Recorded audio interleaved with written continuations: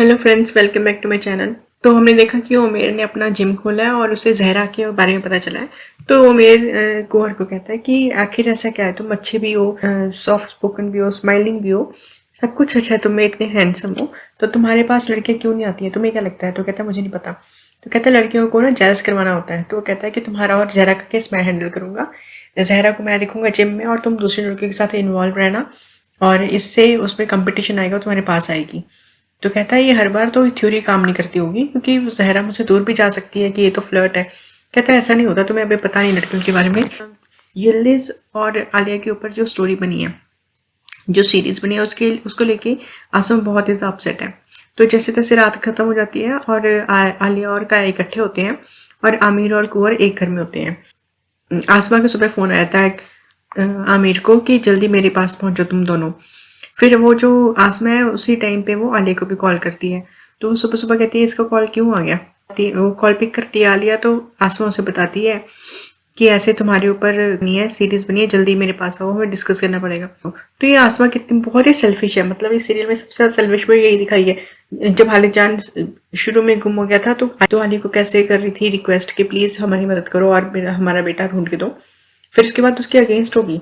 तो उसके बाद फिर से जब करीम आया तब भी उसके पास गई थी कि यिल्दिज को समझाओ कि उसके पास न जाए। फिर उसके अगेंस्ट होगी, अब फिर उसके पास आ गई, फिर उसके अगेंस्ट हो जाएगी। मतलब ये ऐसी चलती रहती है, जब जरूरत होती है बात आती है फिर हट जाती है। तो वहाँ जो उमेर है वो जहरा के पास जाता है और उसे भड़काने का काम करता है कि कुंवर के साथ तो आगे पीछे बहुत लड़कियां हैं। ये वहाँ वो सारे आलिया, कुंवर, आमिर यिल्दिज के घर आ जाते हैं। आसमा उसे बता रही होती, आसमा पूरी बात बता देती है कि ऐसे तुम लोगों की लाइफ के ऊपर सीरीज बनी है। तो किसी को कुछ ज्यादा फर्क नहीं पड़ता, क्योंकि एक्चुअली इसे यिल्दिज को ही फर्क पड़ेगा। इसे स्टार्टिंग में यही दिखाया कि यिल्दिज ने कैसे हालिद के साथ मैरिज की है आलिया को फंसा के। तो इस चीज की उसे फिक्र है कि ये पता चल जाएगा कि यिल्दिज ने कितनी चालाकियां की हैं और ये सब कुछ किया है।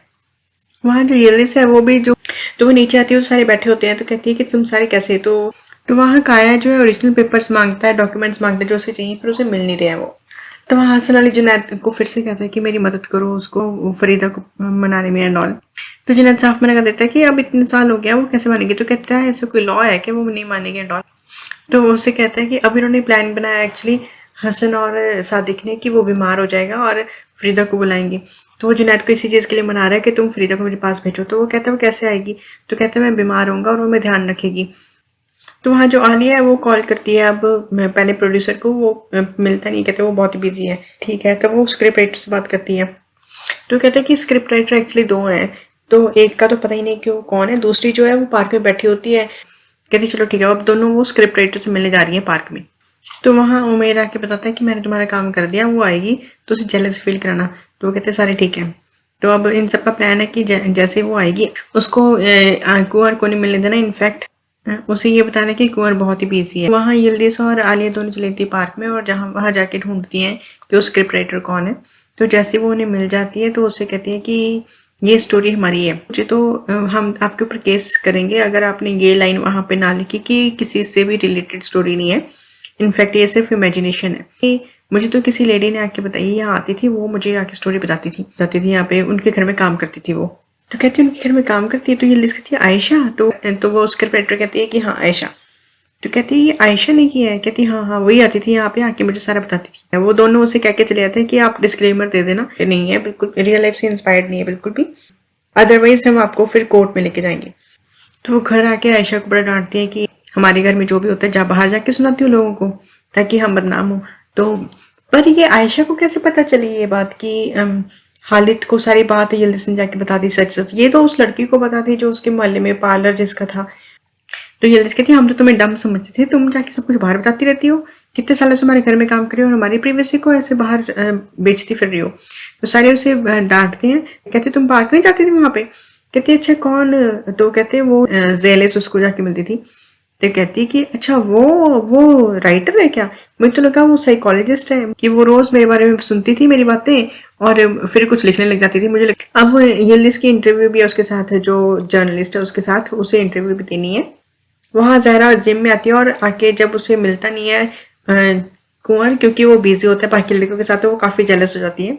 तो अब क्योंकि हसन अली ने बोला होता है जुनैद को, तो वो आके बोलता है कि हसन की तबीयत ठीक नहीं है और मैं तो बिजी हूँ, क्या करें, वहाँ नर्स भेज देते हैं, ऐसे ऐसे ड्रामा करते हैं। तो फिर फ्रीदे कहती है अच्छा चलो ठीक है, रहे तो नर्स तो काफ़ी एक्सपेंसिव पड़ जाएगी, मैं तुम्हारा खर्चा नहीं कराना चाहती, इसलिए मैं चली जाती हूँ, चलो। तो वहाँ फ्रीदे बहुत ही हसन के पास वो लेटा होता है, उसे हुआ तो कुछ नहीं होता। तो आके सादिक को बोलते कि तुमने इसे हॉस्पिटल क्यों नहीं लेके गए। तो सादिक कहता है आपको पता तो है कि ये मानते नहीं है।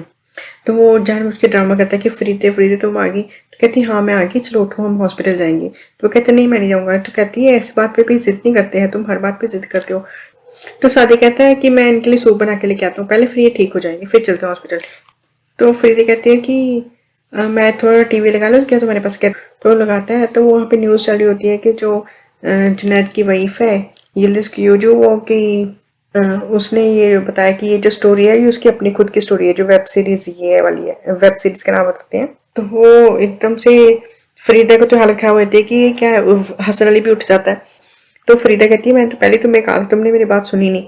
तो फरीदा कहती है मेरे तो खुद बीपी बढ़ रहा है, ये सब कुछ क्या है, कितना बड़ा स्कैंडल है, हमारे जुनैद के साथ कैसा धोखा हो रहा है, कैसी लड़की आ गई है, वो इन लोगों ने ऐसे किया है, ऐसी शादी की। मतलब वो उनको बहुत ज़्यादा झटका लगता है कि ये लाइफ इनकी है। तो हसन कहता है तुम फिक्र मत करो, मैं कल यिल्दिज़ से ऑफिस में बात करूंगा, इसका तो मैं पता लूंगा अच्छे से। फरीदा को डाउट हो जाता है क्या अब इसकी तबीयत खराब हुई है, पहले ही अदरवाइज ठीक था। तो काया फिर कॉल करता है आलिया को कि हमें इस बारे में बात करनी पड़ेगी, मुझे तुमसे कुछ जरूरी बात करनी है। वहाँ जो हसन अली है वो यिल्दिज़ को बुला लेता है और उसे बहुत डांटता है कि ये तुम्हारी लाइफ है कि मैं तुम अपनी बहू को उसकी स्टोरी टीवी पे देखूंगा, इसका क्या मतलब, ये तो कितना बड़ा स्कैंडल है, तुमने मुझे बताया कि तुम्हारा नाम क्योजो है और तुम ये सब कुछ क्या करती फिर रही हो। तो वो अब क्या बोले, उसने तो नहीं कहा सीरीज चलाने के लिए। तो वो कहती है कि आप मुझसे कैसे बात कर रहे हैं, कि आपको जुनैद ने बोला भी था कि मुझसे ऐसे बात नहीं करेंगे आप। तो कहता है कि तुम मुझे अटैक करना चाहती हो इस चीज से। कहती नहीं मैं सिर्फ आपको बता रही हूँ। तो कहता है मेरी ये लास्ट वार्निंग है, if you are not going to watch your steps तो मैं तुम्हारे साथ ये सब खत्म हो जाएगा। तो कहती क्या मतलब, हाँ तुम्हारा और जुनैद का रिश्ता मैं संभव खत्म करवा दूंगा। कहता है निकल जाओ मेरे कमरे से, उसे बहुत बुरी से डांट के वहां से निकाल देता है। कहता है खबरदार अगर अब तुम जुनैद के पास की सीधा घर जाओगी तुम। इतनी देर में अली को उसे कॉल आती है कि हमें बात करनी है। तो कहती है क्या हुआ, मैं वैसे भी कंपनी में ही हूँ। तो कहती है कंपनी में हो तुम, तो जल्दी से काया के ऑफिस में आओ। तो काया कहता है कि मैं काफी देर से इनसे कुछ डॉक्यूमेंट्स मांग रहा हूँ, मुझे शेयर्स बेचने थे शाइका के उससे रिलेटेड, पर मुझे डॉक्यूमेंट्स दे नहीं रहे, मैंने अब देखा है तो मुझे उन्होंने ब्लॉक ही कर दिया, मैं उन डॉक्यूमेंट्स को एक्सेस ही नहीं कर सकता। तो कहती है कि इससे क्या होगा, यिल्दिज़ कहती है। तो काया कहता है इससे ये होगा कि हो सकता है कि ये ऐसा शो करे कि हम कंपनी जो लॉस में चल रही है पर पैसे कहीं और ट्रांसफर कर रहे हो। तो यिल्दिज़ कहती है नहीं ऐसा नहीं हो सकता। तो आलिया कहती है ऐसा हो सकता है और ये इससे तुम्हें भी फर्क पड़ता है क्योंकि तुम्हारे बेटे के शेयर्स यहाँ पे हैं और इस कंपनी का लॉस मतलब हमारे बच्चों के फ्यूचर का लॉस। तो इसी देर में काया की मीटिंग आ जाती है, वो चला जाता है। तो यिल्दिज़ आलिया से पूछती है कि काया जो कह रहा है वो सच है। कहती है हाँ ये बिल्कुल सच है। तो कहती है वो मेरे फादर इन लॉ है, मैं कैसे ये सब कुछ करूंगी। तो कहती है कितने ही लोगों के साथ हमने कितने लोगों को सबक सिखाया है, इसको भी हैंडल कर लेंगे, तुम इस चीज को हैंडल करना चाहती हो या सारी उम्र उससे डांट खाना चाहती हो। यिल्दिज़ कहती है हाँ बिल्कुल, मैं उसे डांट तो नहीं खाना चाहती सारी उम्र ना। तो वो दोनों हाथ मिला लेती है इस बात पे कि हम एक होके हसन अली को सबक सिखाएंगे। Thank you so much for watching.